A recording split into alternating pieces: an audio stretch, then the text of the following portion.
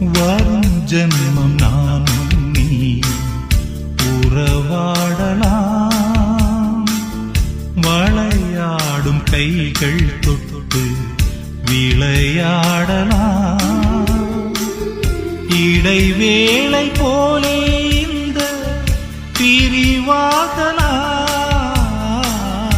இப்போது காதல் வேண்டாம், விடை கூறலாம். இளம் பூவே வருந்தாதே, உலகம்தான் திருந்தாதே. அடி பாரதி கண்ணம்மா, நீ பாரத பெண்ணம்மா. பூங்காற்றே பூங்காற்றே